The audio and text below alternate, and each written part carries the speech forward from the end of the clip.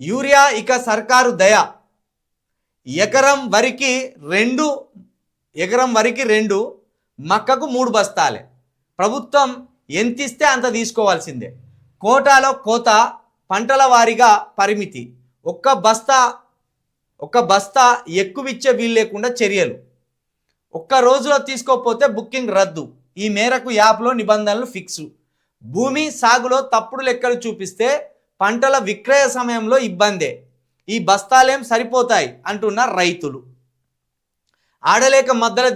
ఆడలేక మధ్యల ఓడు సామెత చెందంగా రైతులకు యూరియా కొరత తీర్చలేని కాంగ్రెస్ సర్కారు కొరతను కప్పుపుచ్చుకునేందుకు కోతలు పెడుతున్నది.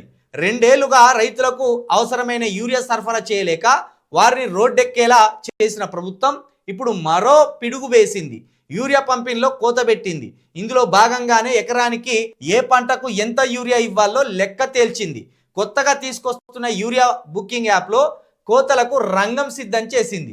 ఇందుకు సంబంధించి ప్రత్యేకంగా నిబంధనలు రూపొందించింది. యాప్లో చూపించినంత యూరియానే పంపిణీ చేయనుంది.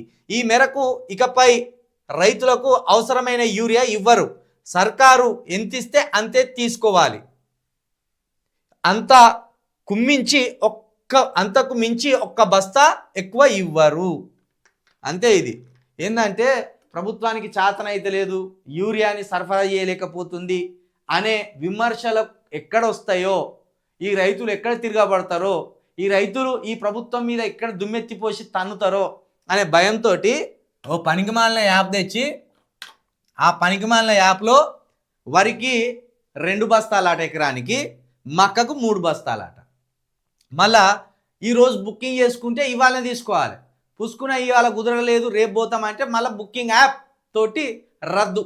దీన్ని బట్టి అర్థమైతే లేదా మీ అసమర్థత, కాంగ్రెస్ ప్రభుత్వం అసమర్థత? ఈ యాప్ను బట్టి, ఈ లెక్కలను బట్టి అర్థమైతే లేదా? ఎకరానికి ఎంత అవసరం పడుతుందో అంత ఇవ్వాల్సిందే.